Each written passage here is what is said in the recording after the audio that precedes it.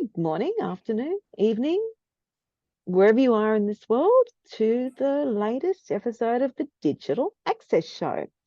Joining us today are a couple, Sally and Amir Meshel. We heard from Amir last week talking about real estate and ways for people to get their own accommodation, and he gave us some really great tips. This week, I really want to focus on what Sally does because I'm very passionate about the industry that Sally's in. Sally, can you tell us a bit about what you do? Hi, Narelle. I sort of started my journey probably about 15 years ago as a teacher, early childhood teacher. And that was firstly with my diploma of childcare that I first did when I was 19. And then I ventured across the world as a nanny and did a bit of experience of nannying with different families and ventured the world with Canada and London. I then came back and did my early childhood degree at 25 and as a mature age student. And graduating in about 2010. And then from 2010 till now, so the last 15 years, I've pretty much just ended up here finding my niche in special education due to the experiences that I've had working with all the different abilities and behaviours and tailoring, wanting to sort of tailor into assisting the children as much as I can with their needs and wants. Yeah. So I'm currently working as a special education teacher in a support unit in a mainstream setting. Wonderful. One of the things that always fascinates me, I've got two autistic sons. Amir's aware of that. I think you've met one of them. I'm not sure, Amir. I can't remember now. But one of the things that fascinated me when they were going through school, so I've got one son that he likes to say is normal, but I'll say, yeah, well, when most of your family have got a disability, what's normal? The education system back when they were going through school, one of the things that struck me was special ed teachers really did try hard, but the resources really weren't there. Digital accessibility, even down to catering for the particular needs of really full-on children on the neurodivergent spectrum. What is it like today? I think with the technologies and how it is sort of 2024 now, there's those ways that you're able to access technologies through iPads, which have different applications called LAMP, which stands for the Language Acquisition and Motor Planning. You've also got Prolo to Go, which is another avenue, and you've got other ones like even as simple as GoTalk, which involves visuals being inserted into a machine. I think too that like in terms of like catering for people who have different disabilities in regards to vision impaired or autism, anything, anything is the fact also that when people don't have access to an iPad and the technicalities of it, you can also do a low-tech version, which is what we implement in the classroom. So the idea is you take it with the access of a screenshot of the iPad screen, and then you can laminate that. But you could also put even Braille or, because it's pretty much like a photocopy of the iPad screen. So you're able to, there's always a way. And I think that in special education, which I sort of, I'm continuing to sort of get through in regards to like the should versus reality. So we just most recently, just at work last week, had a situation where we had to evacuate the classroom due to something happening. And the admin people came in and just, had the expectation that we needed just to move out of the classroom. So there's no phone call to say that, like any sort of warning in regards to that. So, and I think that with kids with disabilities, they need that processing time. So, it's just that sort of, and I think that also with inclusivity, the idea is it's also a should versus reality thing as well. So, you can say that you're inclusive, but actually you need to be actioning the fact that you're inclusive rather than just talking about it. Yeah, and that's been my experience as well. Particularly I used to know with my sons when they got relief teachers, and it was always a real stress. I could always pick when a relief teacher had been there because my son would have had a really bad day because it happens. This is Yeah. life. But he couldn't, particularly the one that's very highly, neurodivergent, high on the autistic spectrum, he couldn't cope with that change in teacher. And the Mm. teacher really struggled to cope with him Right. because obviously the teacher's suddenly got this child that has a bit of garbled speech, maybe, has very set ideas and, very, very routine oriented children, where the normal classroom teacher is very aware of those routines and can handle it. A relief teacher really struggles. Mm. What supports are there for the teacher in those situations and for the child so the child can still have a successful day at school and the teacher can have a successful day? Yeah, I totally agree with the fact of the routine, and when I have to be replaced in regards to if I'm still on site or if I've having a sick day or whatever. I think that I'm getting tingles about how passionate I am about this because I'm in a really great workplace at the moment. Regards to I'm highly supported with my assistant principal and the other teachers around me. So with that, I have that approach when I am on site and I am being replaced by the casual teacher. I pretty much just say things, I've got the day plan organised for the children. And, in terms of the curriculum side of things, but I also say, look, in terms of the behaviour side and if, as you said, in terms of the routine and the changes and things that they may experience. So the idea is for the casual just to enjoy their day and just sort of, if you can't get work done, it's not a be all and end all. Just enjoy it, make sure that you sort of cater to the children's needs and then worry about the work. Okay. So, which I think and I think that verbally communicating the fact that they do have that support, that they're able to call, don't ever for them to not feel as though they can't call for support. And then if things were to escalate in the classroom, there's support things in place in regards to a phone calls made, executive staff come in to assist. It's sort of just depending on the scenario, depends on the action, but I feel rest assured knowing that I can verbally communicate whoever comes onto my class, that they're sort of rest assured knowing that we have their back. What about on the children's side? How do you manage those changes with the children themselves from their point of view? I think that, once again, when I said that it's probably a bit trickier in regards to I think with the communication with the adults in the room, just to tell, because if I'm physically not there able to tell the children that I'm not going to be there or things like that, it's sort of just to tell my teachers aide or SLSO, Sally's not here because of, if they ask or if they're non-verbal and they, sort of read their signs, they're upset or whatever. So it's reading their cues and working out what's needed at the time. So it's all sort of, and I find that with special education in particular, no day is the same. So, there's no sort of routine answer for how things can happen because, it's quite sort of, you have to be flexible and go with the flow. If I can say something, Narelle, on obviously I'm speaking my beautiful bride. And I'm speaking as a doting husband, but what I've seen in Sally's 15 years is Sally was the relief teacher. So Sally's actually taught at 33 schools around New South Wales. So when you have a period of time of 15 years and you handle so many different personalities, think about in your normal day when you're meeting new people.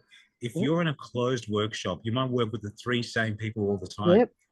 A school teacher like Sally, for example, a class might have between 10 and 25 students. But if you're teaching at 33 different schools, you've been across at least 1,000 to 2,000 students. That's a really good point. So when you see a behavior, you can very quickly adjust to it to find out, first of all, why, which is quite often written down in a manual where there's the handover. So you walk in and there's a communication book. Yep. And Sally, before she takes a day off, if she needs to have a day off, or she has a day in lieu, she communicates before she leaves in the folder, so that the relief teacher or the teacher that's coming into that classroom knows where the progress is every year. Now, Sally won't tell you this because she's too modest, but what I've heard from the families that have their children at a special needs school, at an SSP, which is School for a Special Purpose, at one of Sally's schools. Now she's working in a mainstream school, but in a special class.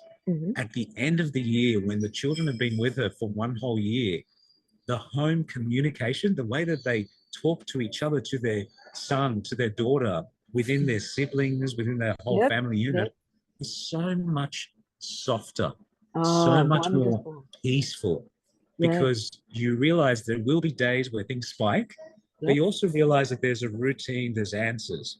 So every day is different. There's no set routine. But when you have a great teacher and you have great support from the school, from the assistant principal, from the principal and the other teachers towards a support unit, by the end of the year, you're making massive progress to a family, not just to the child, but to the child and their family.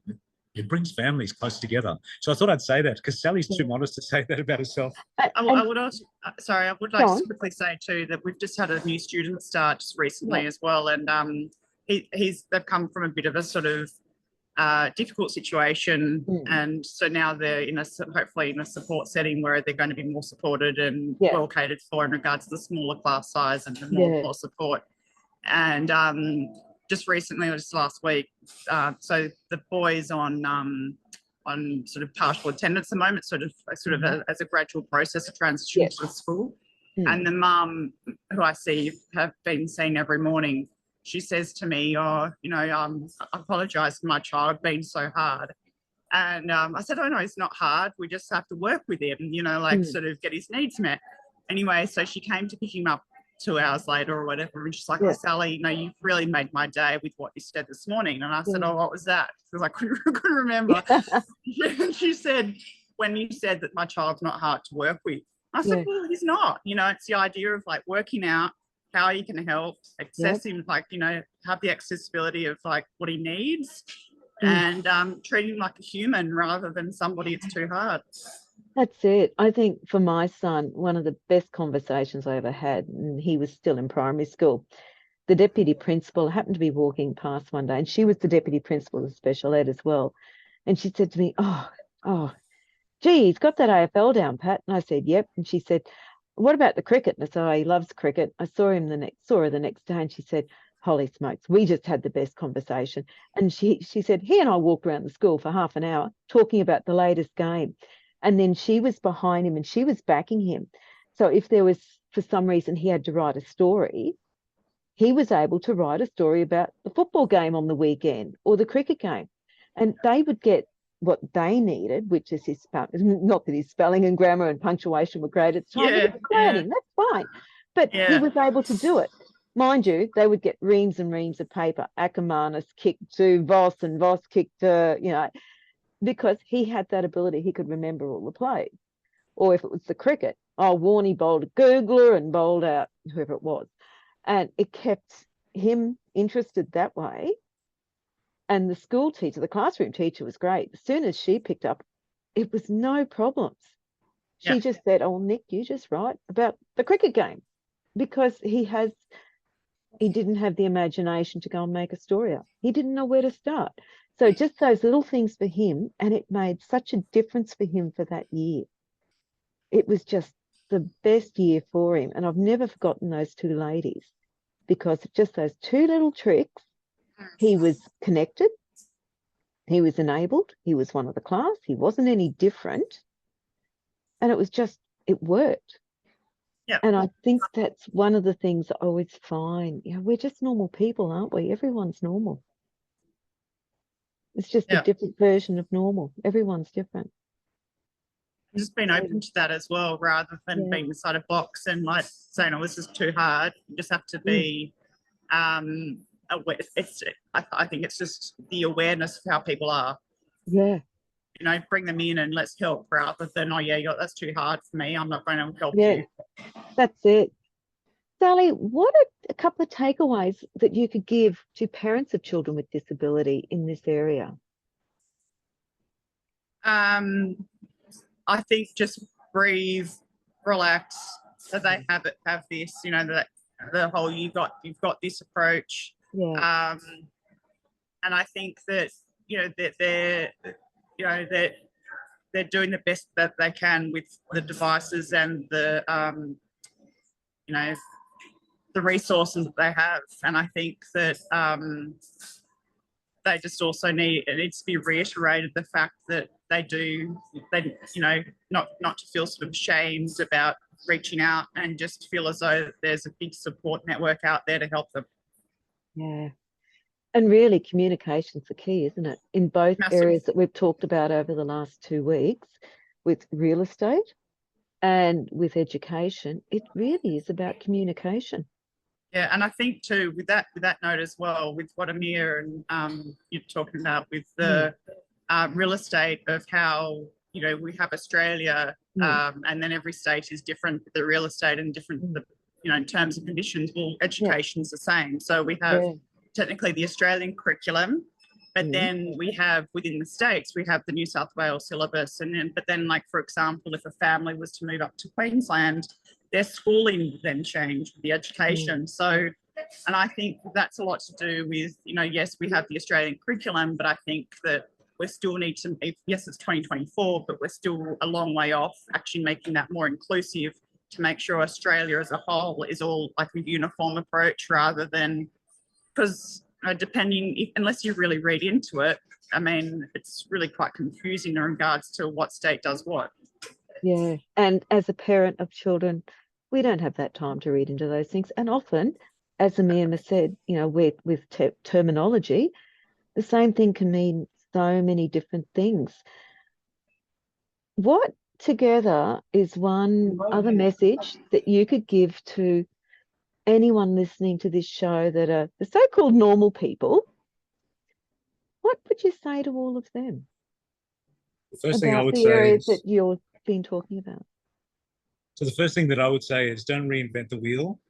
There's already so many things that make your life easier. So don't try to do everything from scratch. Find somebody who's succeeded in where you want to go, learn from their systems, and ask them how much, how quickly, and how easy. Yeah. Darling? Yeah, I think just reiterating the fact of just the support network that's available. So with children thriving, not so much with kids with disabilities, but also sort of in a mainstream setting, that when the therapy's on board, when the teacher's on board, and when the parents are on board, the children thrive. It's like driving a car. You need 4 wheels to drive a car. You need the 3 areas, the domains, to make sure that the children thrive. As soon as one falls off, it's sort of, yes, the process is gradual, but it doesn't really go anywhere when the 3 people, or 3 sort of 3 areas collaborate. Amir, Sally, Meshel, thank you. Sally, how can people contact you if they want to keep talking about what your passion is, which is education? I think the best contact is probably via email, my DUT email, or by phone number. Yep. So would you like to provide those? Do you want to give it? And do it for LinkedIn. Sorry, what's that? Do you want to give it, and I'll put it on the end of the... Yeah, I'll use my DUT email. Yep. At sally.meshel@det.nsw.edu.au. Thank you. I really can't thank you both enough for being on for the last couple of weeks, and just the things I learn every time I do this show, it just amazes me, and I'm really appreciative. So that's another episode of the Digital Access Show. And if you like what we do, please like, share, subscribe, review, Google review, take your pick, and tune in next time. So I'm Narelle from Digital Access Solutions. See you. Bye-bye. Bye.